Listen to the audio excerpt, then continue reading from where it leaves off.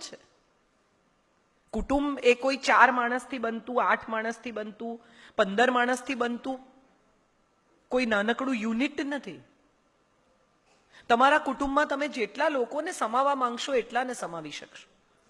સવાલ માત્ર એટલો છે કે એકબીજા પરત્વે કાળજી હોય, એકબીજાની ચિંતા હોય, એકબીજા માટે માન હોય. કેટલા બધા લોકોને હું એવા જોઉં છું કેમ કે મારી સાથે ખરાબ રીતે બોલે, પણ તમે કઈ રીતે વાત કરો છો એ પણ સમજવાની વાત છે. સૂરજ ખોટો પહેલો જ કાળી 5 હોય એટલે એમને કાળી 7માં જ જવું પડે, બીજો એમની પાસે રસ્તો જ નહીં.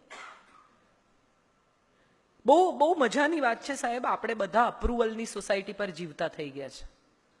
બીજા કે તો સારા, બીજા કે તો પૈસાવાળા, બીજા કે તો સોફિસ્ટિકેટેડ, બીજા કે તો રૂપાળા, બીજા કે તો સ્ટાઇલિશ. અને આનો સૌથી મોટો દાખલો એ છે કે આપણા ઘરના ઉત્તમ કાચના વાસણો બીજા લોકો માટે છે. આપણે કોઈ દિવસ જાતે સારી ક્રોકરી કાઢીને જમ્યા છીએ? એક ભાઈ, તમે તો બધા જમીન સાથે જોડાયેલા લોકો છો, તમને ખબર છે કે ખાતર કાઢવું ખાડામાંથી એ કેટલું અઘરું છે. હાથ બાથ બળે, ગરમી લાગે, માનસિક ત્રાસ થાય. જેને કાઢ્યું હશે એને ખબર હશે, નવી પેઢીને તો કદાચ નહીં ખબર હોય, પણ ખાતર કાઢવું કેટલું અઘરું છે. વાહ. તો એક ભાઈ બિચારા ખાતર કાઢીને ઘેર આવ્યા.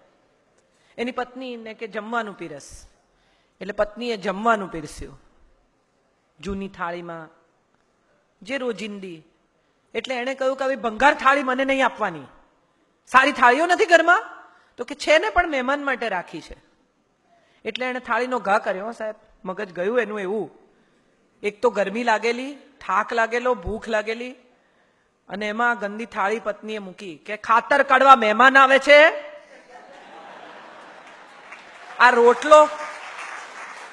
રોટલો તારો મહેમાન લાવે છે, આ વીજળીનું બિલ તારો મહેમાન ભરે છે, લાવ સારી થાળી, હું કમાઉં છું, મને સારી થાળી આપ. આપણે બધા જ દેખાડામાં કેવા પડી ગયા છીએ. કોઈ આવવાનું હોય તો કપડાં બદલીએ. શેને માટે? આજના સમયમાં ધીરે ધીરે જે દિશામાં જઈ રહ્યા છે ને, એ દિશા દંભની દિશા છે. નવો આરંભ કરવાનો છે, દંભ ભૂલી જવાનો છે. છોકરાઓને પાસબુક નહીં આપો ને તો ચાલશે, પણ એમને શ્વાસબુક જરૂર આપજો. એમને શીખવજો કે સુખી થવું એટલે પૈસા ભેગા કરવા નહીં. ઓછા પૈસામાં નાનકડું ઘર હતું ત્યારે વધારે પ્રેમ હતો. હવે કોણ કયા રૂમમાં છે ને એ જ ખબર નથી, બધા પોતપોતાના ટીવી જુએ છે. એક રસોડે જ્યારે બધા જમતા હતા એક જ સમયે, ત્યારે કેટલી બધી વાતો થતી હતી. હવે બધાના જમવાના પોતાના સમય છે.